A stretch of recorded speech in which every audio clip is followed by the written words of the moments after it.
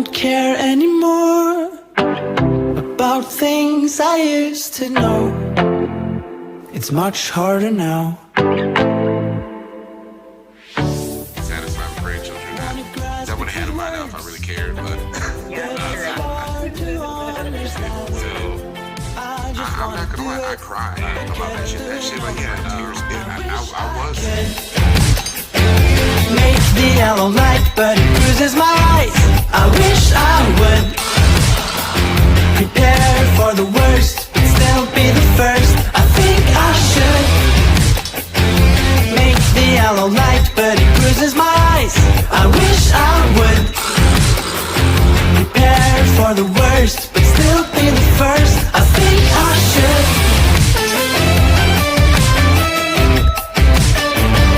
I think I should.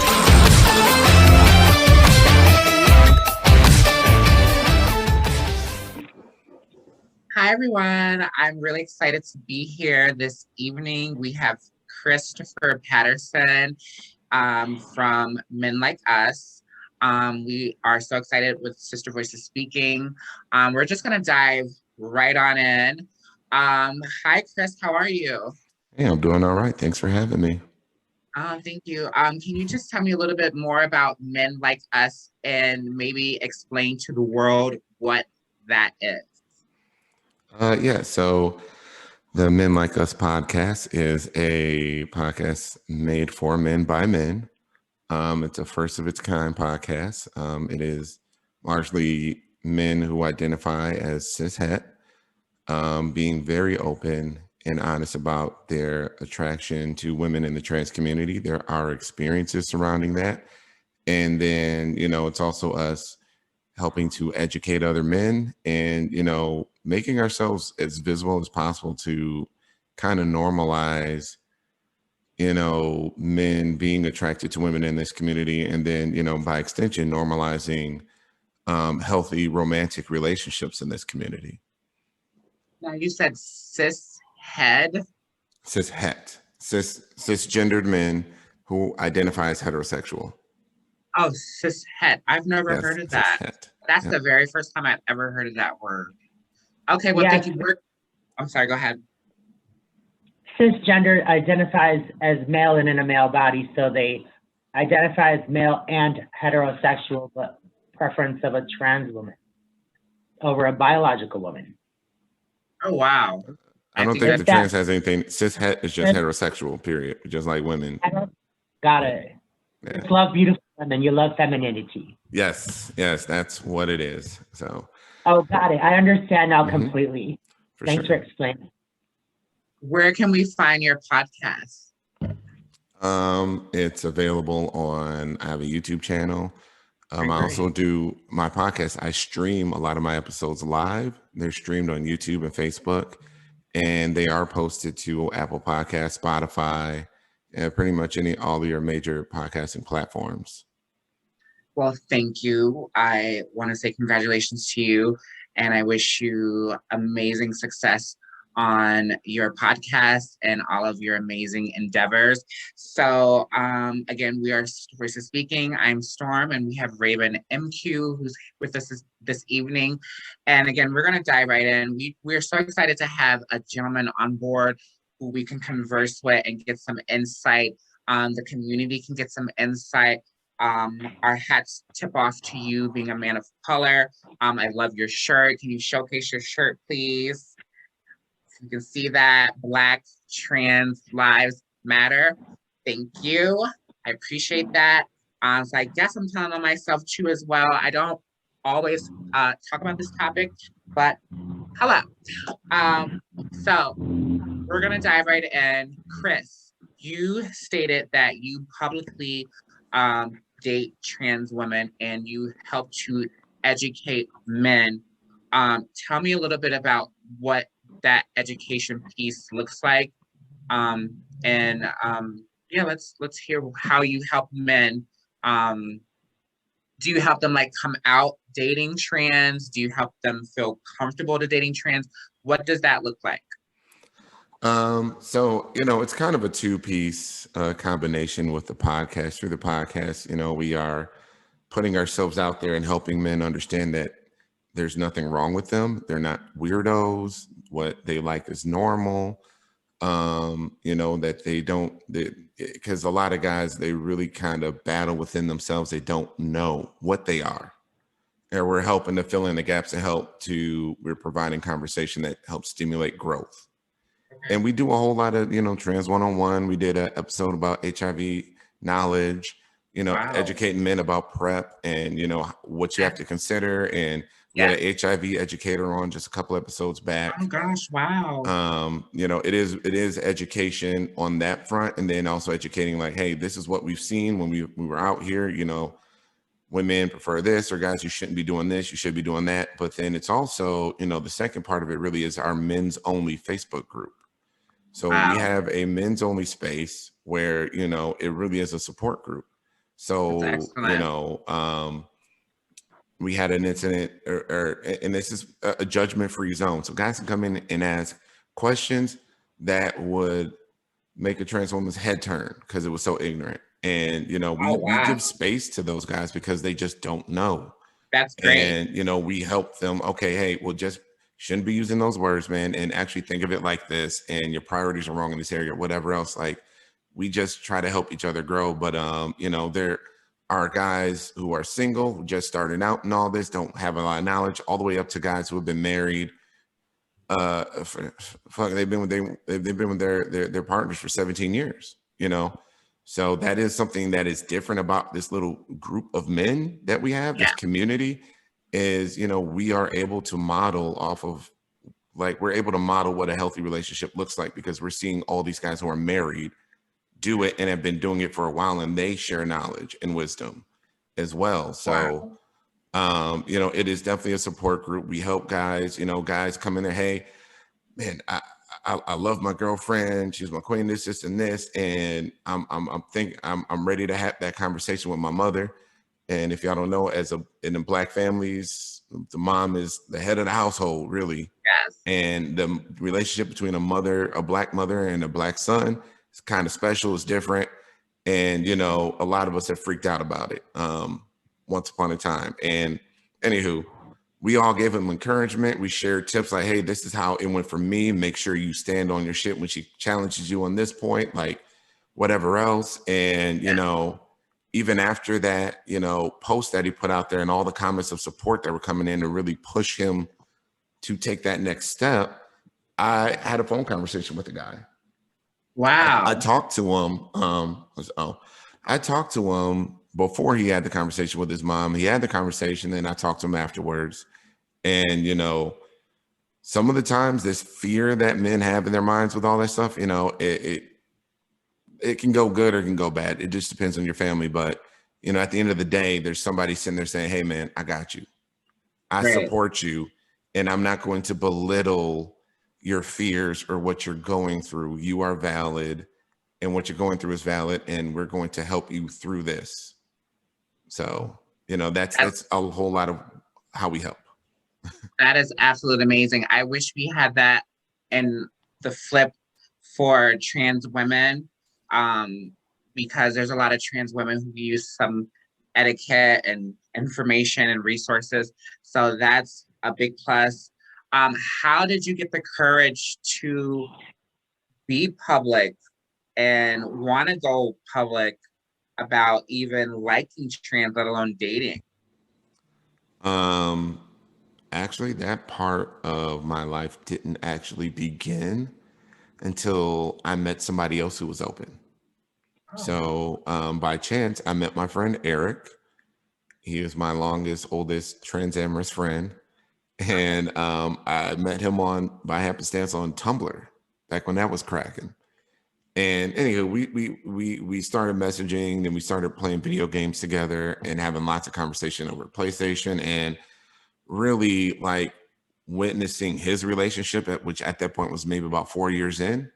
Yeah. And you know, he's engaged now. They're going to be married probably by the end of the year. I don't know. We'll see. COVID plays with dates, but yeah. You know, he's engaged now. But it was just like seeing that, yo, this could actually be real. This could be my life, and I'm seeing this guy actually fucking do it. and now I want it. And before that, all of this was nothing more than something I enjoyed in the darkness of my room on porn sites. I've been watching trans porn since I was, oh gosh, maybe like 15. Like I'm in my 30s. So I was purchasing, I was getting my hands on, VHS tapes back in the day and whatnot from the adult stores and whatever else. But like, this is the only kind of thing I've been attracted to ever. Like cis porn has never been my main outlet for sexual energy and, or attraction. But until I met him, it didn't move from this is just something, this is a secret, this is this I thing just I have a do. quick question, Yeah. really quick. I don't mean to interrupt you. That's fine. When you said you were 15, you were watching adult films with trans. Now, how did that happen? Did you just go on your phone and say, oh, wow, this is different? Or how did you even have the interest in trans? It really, my curiosity was piqued by daytime television. Okay. Because I am not that young. We didn't have cell phones back then. So yeah, exactly. Okay. I was watching, Jenny Jones, Maury, Oh, maybe wow, a little no Ricky way. Lake. But whenever they did that issue, is this a girl or a guy in that show? And Right. Wow. but they're fucking gorgeous. And I would date that girl. Like I like her. And like I was just curious about it. Wow. And from that, and I was probably like 12 when I first started to see these trans bodies on TV, these beautiful trans women on television. And they're just like, a lot of times they was looking better than, a lot of cis women that was on the stage with them. And anywho, that's what piqued my curiosity. That's what kind of started me down my path. And, I just knew from that age, I'm like, oh, but I like that. And yeah, so then that's, but yeah, fast forward many, many moons. It really just took meeting somebody by happenstance. And we actually started a podcast together. It was called Trans Talk for Men. And it was just like we were just two guys talking. We're like, we're enjoying talking about a lot of this stuff with each other, because it's one of those things where it's like I had nobody to talk to about this stuff. I couldn't feel comfortable talking to anybody about this. And then now I have this friend and we can enjoy talking about it and being open together. And I'm like, more guys need this. So then we started up Trans Talk for Men to try and, start a little bit of a community. And obviously that show, is on eternal hiatus. But, eventually I started up my own stuff. But yeah, that really led to my life as it is now, where I openly date women in the community. And, I'm unapologetic about it. And, but, it's a journey. It was a journey. It took a lot of mental work to get myself to a point where I don't, I'm not looking like, oh, is anybody going to clock my girl or this and that, and worrying about, us being seen together in public and like the secret being out and the fear and the judgment and all that stuff. Like it takes time to undo a lot of the programming society, does on cis men, and in the Black community, it does a fucking number on us. The what we are told that we have to live up to in terms of this is what it means to be a real Black man. All this extra shit, all this extra pressure in terms of what it means to be a Black man, like it just took time to dismantle. And I was raised Christian, Church of God in Christ, so that had to be dismantled as well. Wow. So, I have a question really quick on this topic. Uh-huh. Question is, was it ever a point since as a Black man that you're close with your mother, thinking that she'll be disappointed that if you bring her a woman who can't give her a grandchild, or was that not a factor? The child part of it wasn't a factor, because I really don't care about my mom like being satisfied with grandchildren or not, because I would have had them by now if I really cared. But Sure of them. Oh, I want a grandbaby. Oh yeah, no, that pressure was coming like a month after I got home from college. Yeah, I'm sure. So but the disappointment coming from her religious beliefs and all of that stuff, like that shit I'm not gonna lie, I cried about that shit. That shit would bring tears to my eyes, thinking that my mom would look at me, her son, as a big disappointment. Sorry, sirens outside, y'all. downtown Houston. What you gonna do? Okay.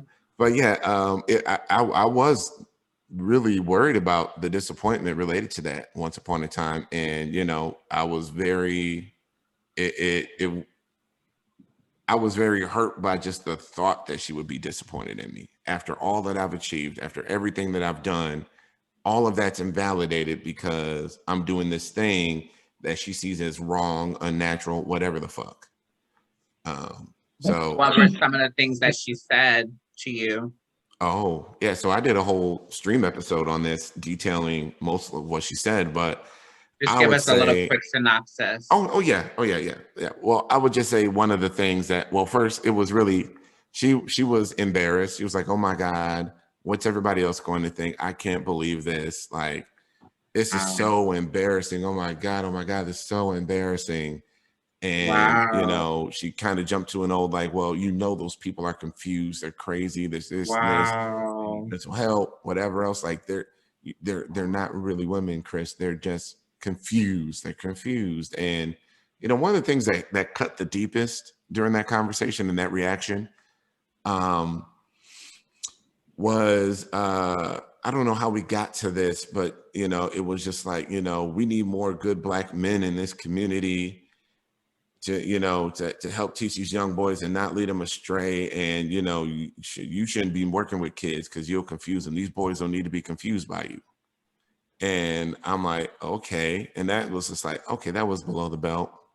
But I would say the whole interaction was really it was a little scary because I'm the oldest child. I've been with my mom the longest, so I've seen more of her than my two sisters, and I've never seen such an uncontrolled outpouring of anger and pain and despair and sadness from my mother. She's one of those people, she puts on a good face for everybody. She doesn't share how she really feels, or she doesn't show what's happening on the inside with her. So that was the first time in my life I ever got that uncontrolled. And it was yeah, so brief synopsis. Do you think she would be equally as disappointed if one of your sisters introduced her to a trans male? Or do you think because of it makes her son seem like different or odd? Or do you think it's difference of acceptable if it's male dating trans women as women dating trans men? Or do you think it wouldn't make a difference? She would hate it all across the board. She would hate it, but it wouldn't be as visceral. I think a lot of, yes. Oh, go ahead. I'm sorry. Oh yeah, I was thinking that. So I'm just like, yeah. Oh yeah, no, that's a thing with in our community, masculinity, is prioritized. So I will like, say this yes. in defense of your mom. There are some trans people who are confused. There are some trans people who one day they're trans and then one day they're not. One day they are, they have this name and the next day they have like 9 other names. I often say that I come from the older school of transitioning where we are kind of like from A to Z. And you just transition. And I'm learning the new ways of gender nonconforming and gender yesterday and all this other stuff. I'm from an older era. And so this is kind of new. And my era of people, you had to do like a year of psychology or psychotherapy. Then you had to dress without hormones and transition socially as female. And then you went on hormones. These people are just going straight to hormones, and then it backfires later on. So in defense, some of them are confused and they could use a little help. But I want to say thank you for sharing that because we don't get to hear that kind of story. We don't get to hear, I guess, like a coming out kind of story. And for you to be so honest about your mom's reaction is I want to thank you for that.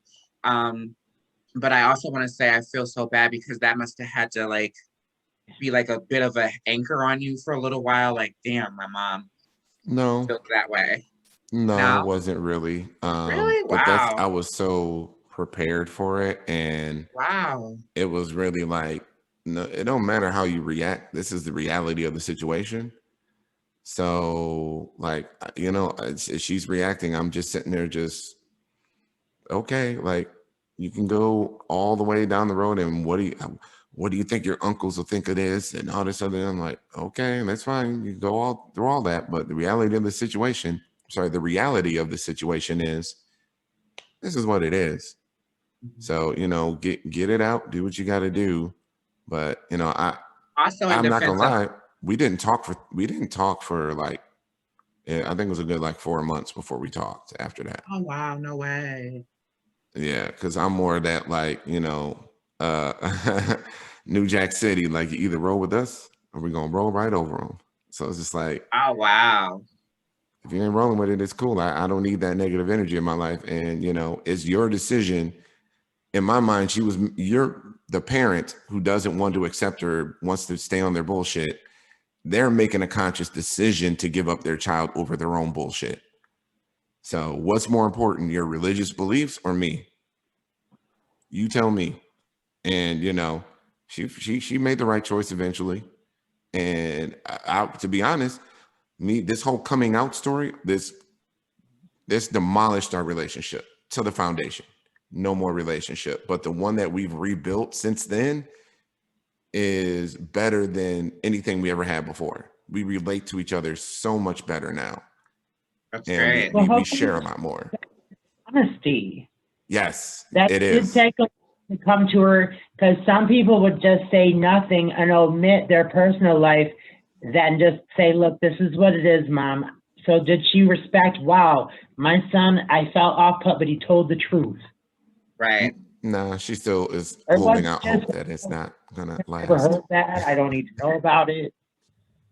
Yes. Well, also in defense of trans women, scientifically there has been evidence. And I had given myself to NYU years ago, back in 2003, and I had my brain studied. And what they said was, like, men have more of like a brain kind of like this, and women's brains are a little more tighter and denser, and that's why men are usually one track minded and women can multitask. And when they studied my brain, they noticed that my brain was female brain, smaller and denser, opposed to a male brain. So what they said is something had to happen within the womb. And what science have showed us is that, remember, a few years back they said no more hormones by 2020. They won't put hormones in meat and cereals and milk and food and all this other stuff. But if you backtrack, like in the 70s and 80s, especially when the economy started to shut down and they had to like pull money from different resources, they had to do what they had to do to grow cattle, etc. They were putting all these hormones in food, and that changed the makeup of a lot of kids, and the reproductive thing. And so sometimes you get something called a testosterone wash, which is how they're saying trans people are created. So from a science point of view, uh, you could teach her that, and maybe it might help her a little bit. Well, she's doing a lot of the work on her own. Good. That's what my mom did. I was very pleased for when she shared the revelation in her mind that I don't see you as gay, because that's for a lot of black parents. I don't know about any other race, but when a man says, hey, these are the kinds of women that I prefer, they're like, oh, okay, well, those are men, and now you're telling me that you're gay. Yes. And now she's to the point where, I mean, it's obvious you're attracted to the female form. So I don't see you as gay because you like women. Like, look at these girls that Also, you're the assumption shouldn't with. always be that women are pre-op. They always just Mm, assume, that's boom, true. you're pre-op, and boom, she still has that. That's why education and doing stuff like this is so important, because not all women are pre-op. Some women are post-op, and that's really good that your mom is learning and finding some stuff out on her own. What, to piggyback, are some of the questions or some of the comments and statements that you've heard from men that keeps them from dating trans women publicly? Like, what are some of the things that they may have said to say, well, I can't date a trans woman publicly because I think for a lot of guys out there, let's just say not guys, let's say for a lot of fuck boys out there, they have no need of it because they're already getting what they want. Women does are that mean? already giving up sex for not, they don't have to do anything. Why there is no impetus on them to grow because they're getting what they want already. So some of these guys, the fuck boys, the fuck boys, the DL niggas, they getting what they want. If it was a standard like, hey, no man is ever, we're never going to fuck with any dudes who don't give us this bare minimum of, respect and X, Y, and Z. Then cool, but that bare minimum hasn't been set. Now, for the guys who do like, hey, I want to, and I'm just not there yet. It really is a whole lot of fear. It's a whole lot of fear related to cis male privilege. So we don't want to be seen as lesser than by our families, by our friends. We don't want to be exiled from our social groups. We don't want to give up stuff. Wow. It's that fear of judgment, like, oh my goodness, my life is going to change. Nobody's going to accept me.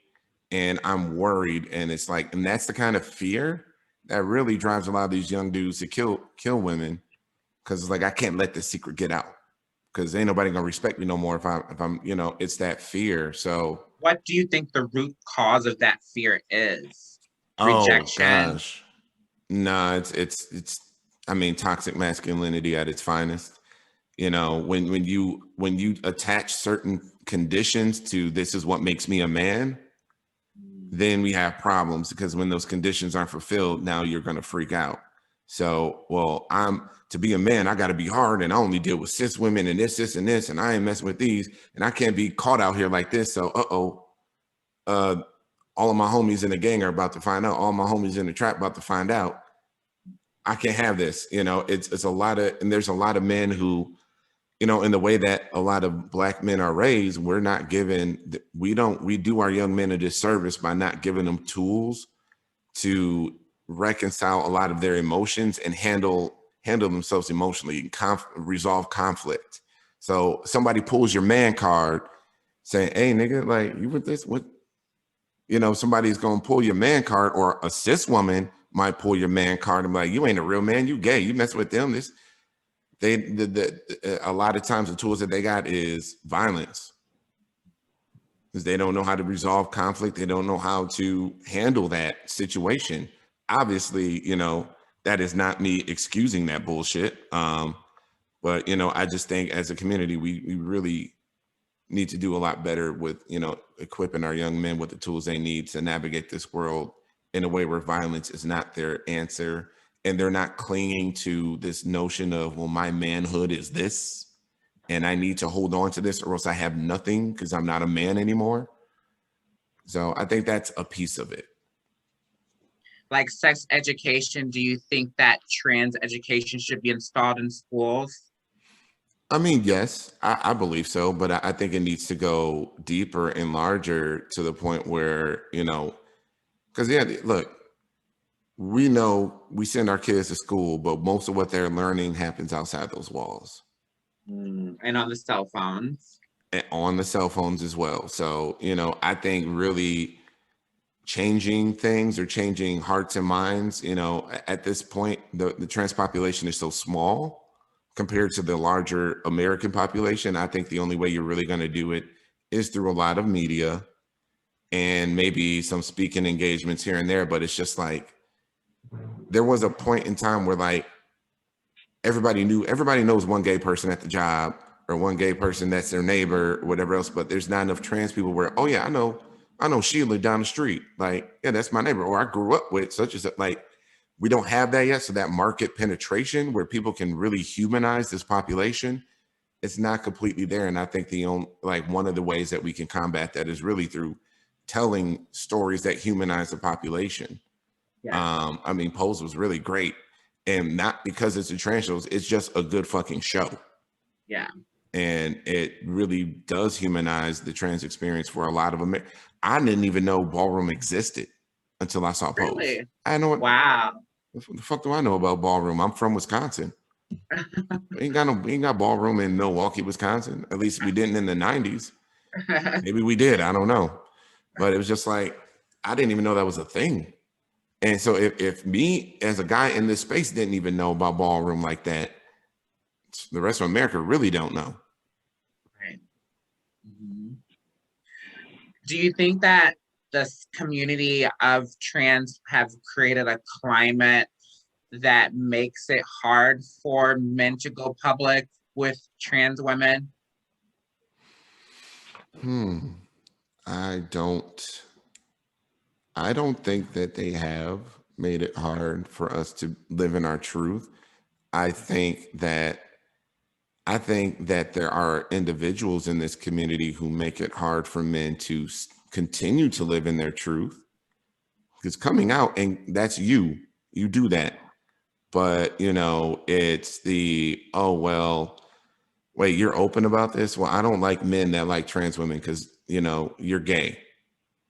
Or, you know, I don't want my man to be open. I want the fairy tale that I'm the only trans woman this man has ever been with. So no, you know, oh, you have too many Facebook friends, rejection. And it's just like, I think there are individuals in this community that have a whole lot of problematic ideals and a whole lot of problematic, I don't know, just ways about them that really kind of makes things a little rough. And it's just like, it's just not great. It's not a completely hospitable environment, but you know, that's again, part of what I do with my podcast. I share my experience. Other guys share their experiences. So we say, hey, before you jump in this community, know that you may encounter this and you need to be ready for it. Wow. In my opinion, confidence is everything. And to me, a man who's worried what everybody thinks is not a man that I would pick, because it's a lack of confidence to me, worrying what everyone else thinks and what everyone else will say. So it's like a mature thing, or a like with themselves kind of thing. But my question is, supposing that there were twin sisters and one was trans and one was biologically, genetically female, born female, what about the trans woman would pull it that way if they looked exactly alike, but one was trans and one wasn't? Like, what is it about the trans? Like personality, or just like romantic, like you just felt more, you could vibe better with? Or what is it about that would make you say, look, this is me, I prefer trans women. I really, like, I think they're fantastic. What makes it fantastic? Well, I would say, I'm gonna just go macro and then micro and just say that a lot of guys really wouldn't care either way.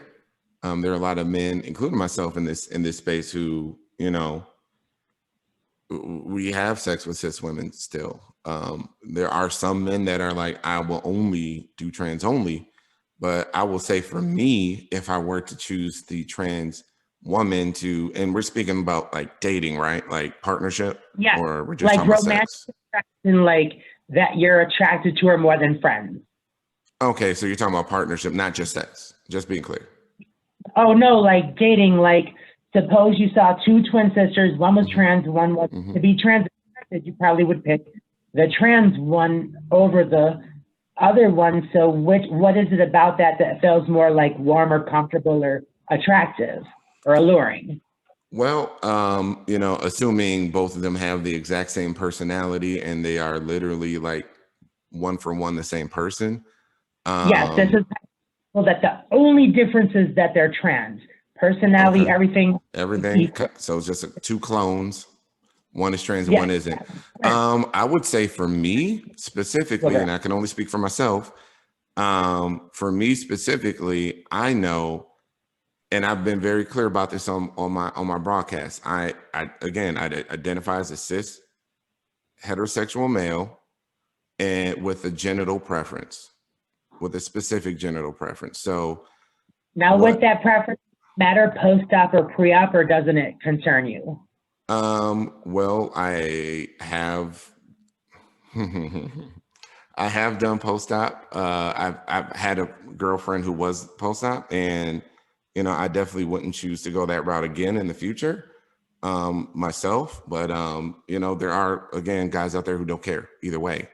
But I would say for me, I know for me that if I were to partner with the cis twin clone with the cis Yes. woman, I know that eventually I would start to want something that she doesn't have. And at that point, I believe that I'm setting myself up for failure if I'm with somebody who has something that, who doesn't have something that I might start, you know, longing for and looking. You know, you don't want to set yourself up for looking across the way and saying, dang, that grass looked greener over there. Like, you don't want that. So I know that I don't want to set myself up for any sort of scenario where I would be tempted or led to cheat on my partner. And I know that I would have the best success with a partner who was trans. And, you know, I wouldn't go outside of my relationship with a trans woman looking for a vagina. That's never going to happen. But I know the other way around, that's possible. And there are many men that do that. There are a lot of guys that do that. I mean, if there weren't, being trans and sex worker wouldn't be such a booming industry. So we're going to move on and talk about trade. And this is a very big topic, okay? Because I've heard this in many different genres of communities. And I would love to hear your opinion, or have you even heard of the word trade? First, I would like to say to you, have you heard of the word trade? What does that word mean to you? And what do you have to say about it? Well, I have heard of the word trade. I've heard of the word trade. Yeah, of course, I've been in Black trans spaces, Black LGBT spaces before. So, especially on Clubhouse. So yeah, I've heard the word trade before. I mean, as far as I understand it, it's just a term that is used towards men who are used for nothing more than just sex. And that's as far as the relationship will go, is just sex. So, you know, if someone were to use the term trade towards me, I would be offended. But that's only because I've been crystal clear that I am searching for more than just sex. So, you know, okay, yeah, the sex is cool, but that's only a small part of my life. We have to figure out, can we actually be together? Do our personalities mesh? Do we have the same interests? Are you interested in having children? Are you interested in building a family? There's so many other things that go into every other analysis of terms of, are we going to be together? That's beyond just sex, because the relationship is so much more than just sex. So, you know, as somebody who is looking for more and is invested in seeking out and having more, that term does, trade, chaser, all of that stuff is nothing that I'm ever going to allow to be put upon me without any pushback. So, you know, yes, a lot of women, they have their trade, they have their guys that they just fuck on, and then that's it. Cool, but I'm different. I'm more than that. So would you say trade and tranny chaser are the same? I mean, I guess so. I don't see any difference, really. You know, they're both titles with different connotations. I think chaser has more of a negative connotation, but I think that's more of a self-deprecating label that the community tossed out there. But I would say that the term trade definitely has use. And if somebody's like, yo, I am trade, like, I'm only here to have sex, and I'm not here for a relationship. I'm not here for commitment. I'm just here to do the do and, you know, have a consensual sexual, you know, partner or relationship. Cool. Then do that. Own the label if that's what you do. But for those of us that are interested in doing more than that, or do more than that, you know, we're not here for that to be put on us. From what? It takes two to tango, and it's what a trans woman is willing to accept for herself, and it's of a man that he's going to respect her as a woman and want to pursue a relationship, or just look at her as a piece of meat. Like, there's different levels of, I think, confidence and of seriousness of how people take themselves, what they're willing to accept and what they're willing to reject and demand more for themselves. So in the that department. definition of trade from my community would be low life men, recovering addict type of men, men who just want sex. And that has always been what I had heard trade to be. So I was always in disgust of that word. And then as I dove a little bit deeper and I saw the type of trans women who like those kind of men to trade, I thought about, well, what are you really trading? And I'm probably going to lose friends and followers, but that's okay. I often wonder, are you trading your healthy HIV status for a negative status, or are you trading your negative or your positive status and giving it to someone else? Are you trading drugs? Like, I just never understood what trade means because I was always attracted to men. I was never attracted to what they considered trade. And I just wish we would take that language out of our community because I think that that kind of pushes men to stay in the arena of not wanting to go public when they hear stuff like that. And I just hope that we could change that kind of dialogue and we could just call men men. And I think what's cool is that everyone has a right to like what they like. And I don't think men should be labeled based on what they like, you know? So it's nice to hear what you have to say about trade because I used to hear that all the time amongst the girls, like, oh, the trade and the trade and the trade. And after a while, I just got irritated. Like, I don't like trade. You know, I like men. So I wanted to hear what you had to say about trade. Oh, well, I Well, mean, oh yeah, go ahead.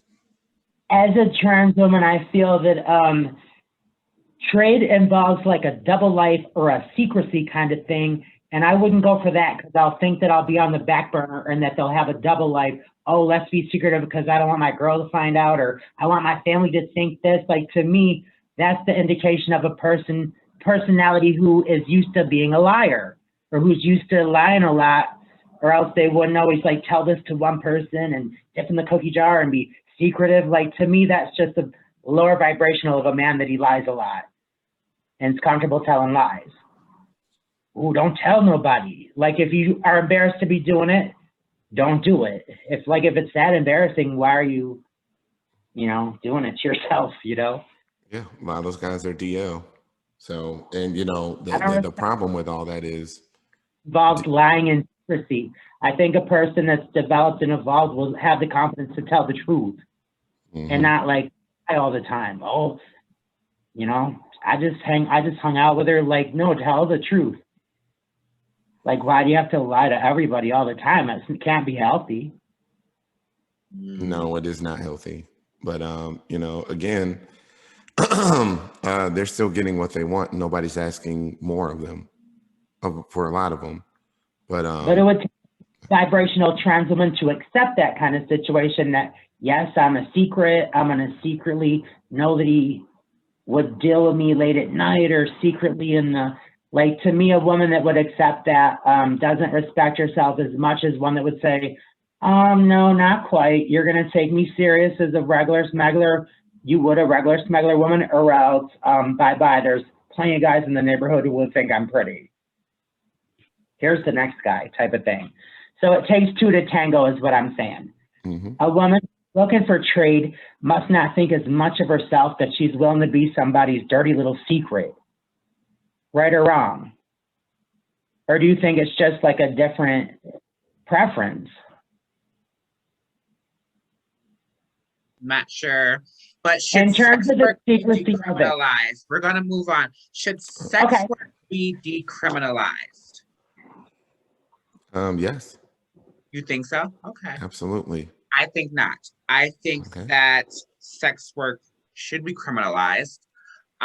Because I think some of these girls are using it as an excuse to not work, and then they want to blame the system and say, well, I can't get a job because I'm trans, and that's not true. There are a lot of jobs that are trans friendly, and I know that for a fact because I was working at a restaurant called the Honest Weight Food Co-op, and there was a trans person there who was gender nonconforming, and they had like a beard and they had hair and a dress on and lipstick, and they worked in the front. I was what they called the back of the house. They worked in the front of the house doing the deli meats, etc., things like that. And in the back of the house is the cooks. We, cooked and prepared foods. And I said to myself, wow, if this person can like have a public job and they're gender non-conforming, what's the excuse for other trans people? And again, I'm probably gonna get a lot of haters, but that's okay. I can understand survival, sex work, and you like just were thrown to the wolves, you were homeless and had nowhere to go. But there are some people who can work, can get a job, who are educated. I've heard some of them speak, and they choose to be a sex worker. I can't support that. I think that there is a lot of opportunities today that may have not been in the past for trans women, and I'm wondering why they're not grasping these opportunities. Again, survival, being thrown to the wolves, having to do what you have to do, that's totally different. But then you have girls who just only want to do that. Do you have any comments about that? Me or Misty? Yeah. Oh, okay. I'm sorry. Yeah. First. Yeah, no, definitely. I think there is, sex work is everywhere. It's all over the world, but I think there's an American aspect that plays into this as well, where, a lot of Americans believe that certain jobs they're too good for them. I'm never going to work at fucking McDonald's. I'm never going to push that broom down the hallway. I'm never going to do this job or that job. But then it's also, let's just be real. Sex work brings in a lot more money than that job at McDonald's or whatever else. It's the fast money. And, a lot of times from what I have observed, and this is, and I'm only speaking about in youth, there's impatience. And it's like, I need my transition. I need all this now. This is the way it's going to happen. I'm going to get all this now.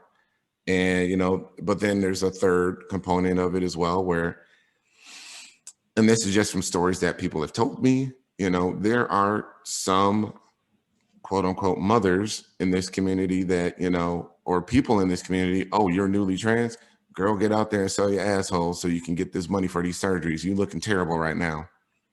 Like you better get your body up, and the only way to do it is go get this sex work. Like there was no other way offered to them from the people that they knew. They didn't know any better.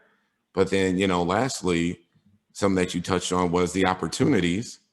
And, okay, there are opportunities out there, but I have seen people say, hey, community, let's get these free IT classes in. There's another way.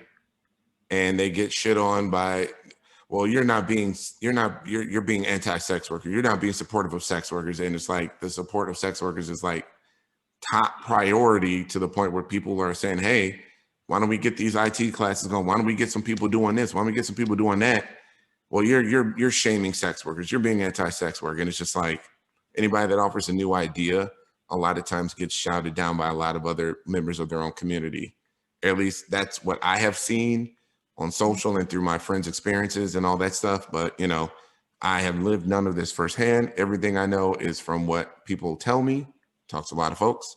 But, I think there's all of those things at play here. But, I think one thing that you hit on really, which is kind of the dirty little secret in community, is there are some people there are some women in the trans community who do sex work because they enjoy it. Like, they love the adulation. They love being that bad There's nothing bitch. wrong with that. I think that's amazing. I think they should enjoy it if that's what they want to do. But don't blame society and say society's causing you not to get a job. Be honest about it, because they hide. It's kind of like bad cops. Be a sex worker, and turn it into a real business. LLC your name, pay taxes, record your documents, and Uncle Sam won't bother you. I'm talking about those girls who are saying, I can't get a job because I'm trans. I think they can't get. Nobody wants to start out at the bottom. I can't get that top paying job because I'm trans. And it's like, well, most times you have to start out at the bottom. But I'm just, what I'm saying is, it's like, well, I can't get this job that matches the revenue I'm getting from this, or I ain't gonna put on no damn hairnet and work at this place, or I'm not, it's that I'm too good for some jobs. And, I would look, if I won the lottery, I would provide I think providing, if Jeff Bezos said, yo, you know what, I'm going to pay for all trans surgeries and I'm going to drop 100 million for scholarships for all trans folks, even if you just made it black and brown trans folks, like this community would be changed like that. I mean, at that point, there would be no excuse because you have everything you need there. That I need to sex work to get this, but you're getting that for free from Jeff Bezos. Like that's the kind of shit I would do if I ever won the lottery, because I just think that would really, and the community needs it. That's just what would change things, But there are a lot of women that do it because they need to, and they lost their job or whatever else. But there are some who hide behind the survival sex work banner, saying, well, I'm doing it for survival, when that's not really the case. You're just kind of hiding in the midst of people that actually do need it. But, honesty would fix a lot of things out here, but whatever. Those are my controversial thoughts. Very soon. Yeah, go ahead. Thing number one, to interject a binary opposition. I completely am pro sex work, not for myself, because I'm someone that doesn't like doing something unless I really am into it and want to do it. I can't be told what to do.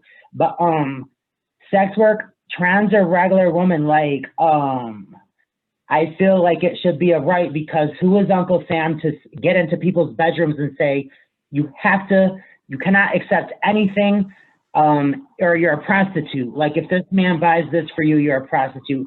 You have to just like accept and wait to marry him and all this and play all these games. Like it's about freedom. Why does the government have to be in someone's bedroom that they have to say, well, you can do this, you can have sex, but do not take that man's money? Like sometimes in life there's an even exchange, but at the same time, people that are on it like that might not take themselves seriously as a woman, because if a sex worker kind of transsexual has an over-sexualized blow-up doll kind of look, that's how men are going to approach her of a sex level. And if she's comfortable like that, she might be more of a male personality that just wanted over-sexualized of a look to get money out of guys. Like they didn't really want to, on a soul level, be a woman on the inside, but they thought, ooh, I could get coins if I have big boobs and a big butt and like over big lips and big wigs. And there's other women that are just like more toned down, that are looking in the future, realizing there's no future in that, and thinking, no, I want a relationship in a regular life. So it depends on like what a woman will accept, what a man's looking for. Do you think so? For sure. Or what do you think about saying? I think the government's going to be in it, whether it's legal or not. It should, I believe it should be legal. Or I'm sorry, when we say sex work, I'm going to just take the nice title of sex work off of it. And I'm going to say, I believe prostitution should be legal, because sex work isn't illegal. Porn, OnlyFans, all that shit is illegal. Prostitution is the one thing that isn't legal because of our Christian morals in this country. But, I think that should be completely thrown out. But when it's legal, the government's going to be there. The IRS, the tax man, ain't never late. He going to be there waiting for his money. Anytime you make money in this country, tax man going to be there. All right, where's my cut? Yeah, but doesn't that make the tax government man the woman's pimp if the woman has to have sex and then she has to give a cut to the government just to be allowed to do what she's doing? The government isn't in that room with her. She's the one doing all the work, and then she has to turn over a cut and tax her own vagina. Yes. But at the same time, or her own peen or her own hole or whatever the case may be, her own lips and mouth and whatever it is. Yes. It's kind of like we're talking about sex work and prostitution. We're not talking about people privately in their own homes. If people want to, they want a cut of it for anybody. I think it's invasive. That's all business has to pay taxes, so we don't need to go back and forth about that. But I think that what I'm trying to say is, I don't think trans women should say that society is why they can't get a job. That's not true. If they want to do sex work because they enjoy it and they want to create a business out of it, so be it. I'm not here to say who's right or wrong and how they should do it. What I'm saying is they should stop the nonsense and saying society is keeping them from getting a job. And so they have to do sex work. And that's the reason why you have to decriminalize it. If you want to decriminalize sex work because you enjoy it and you want to cultivate that into a business, then talk about that. But don't blame society, because we're all afforded the same opportunities to a degree. Like you're in Minneapolis, I don't know what the economy is like there, but to a certain capacity, we all can go to college, we all can apply for work. And I just don't like hearing society is why I have to do this. I want that to change. About passing privilege. Women are judged by their looks, trans are not. And you say that certain women, the ones who do sex work, are ones that are also prone to say, oh God, I go out at night, imagine if I get spooked, or imagine if someone can tell, versus if someone's confident, they're not going to care if someone can tell. They'll go out in the day, they'll live a regular life. So it depends on how seriously someone takes themselves, in my opinion. Yeah. But there's also a thing of passability, because there is a privilege when you look very, quote unquote, more passable, you're more apt to be given jobs and things of that nature. In That's my not opinion. true. My friend at Honest Way Food Co-op had a beard and they were a supervisor at the job. So I don't think it's all about passability. But it's less passability politics.